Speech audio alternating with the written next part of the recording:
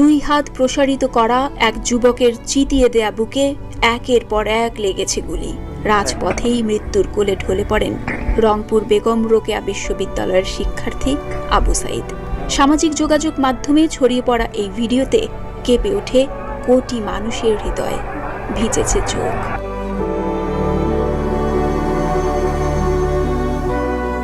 Video দেখে একদিকে আবু সাঈদের নির্মম মৃত্যুতে যেমন শোকাহত হয়েছেন সাধারণ মানুষ, তেমনি ওই পুলিশের ওপর উগরে দিয়েছেন তীব্র ক্ষোভ ও নিন্দা। সামাজিক যোগাযোগ মাধ্যমে ছড়িয়ে পড়া বিভিন্ন পোস্টে দাবি করা হচ্ছে গুলি চালানো ওই পুলিশের নাম ইউনুস আলী, বাড়ি রংপুর। অনেকেই তাকে অবিলম্বে শাস্তির আওতায় আনার দাবি জানিয়েছেন।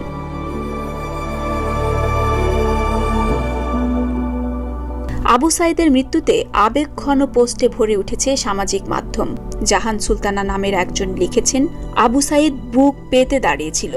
সে হয়তো ভাবেনি পুলিশ তাকে সত্যি গুলি করবে, তাই প্রথম গুলিটা খেয়ে সে একটু হতভম্ব হয়ে কেঁপে উঠল। জাহান সুলতানার এই পোস্ট নিমিষেই ভাইরাল হয়ে যায়।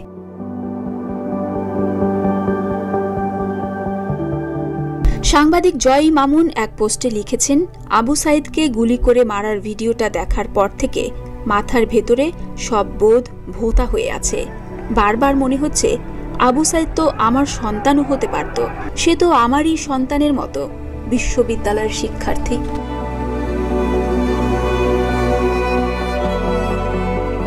প্রত্যক্ষদর্শীরা বলেন, মঙ্গলবার বিশ্ববিদ্যালয়ের ১ নম্বর গেটের সামনে পুলিশের মুখোমুখি ছিলেন সাঈদ। পুলিশ আক্রমণাত্মক হলে তিনি ২ হাত প্রসারিত করে বলেন, আপনারা আমার ভাই বোনের ওপর আর গুলি ছুড়বেন না, আমাকে গুলি করুন, তারপরেই চলে গুলি।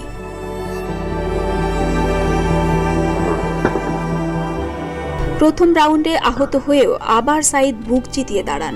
ক্রমাগত রাবার বুলেটের মুখে এক পর্যায়ে পিছু হটেন, বসে পড়েন সড়কে।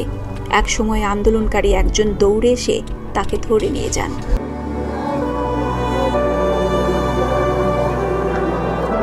আবু সাঈদ যেখানে মারা যান সেই পার্ক মোড়ের নাম পরিবর্তন করে বুধবার শহীদ আবু সাঈদ চত্বর নামকরণ করার দাবি জানিয়েছেন শিক্ষার্থীরা। সেখানে আবু সাঈদ চত্বর ব্যানার টাঙিয়ে দিয়েছেন শিক্ষার্থীরা।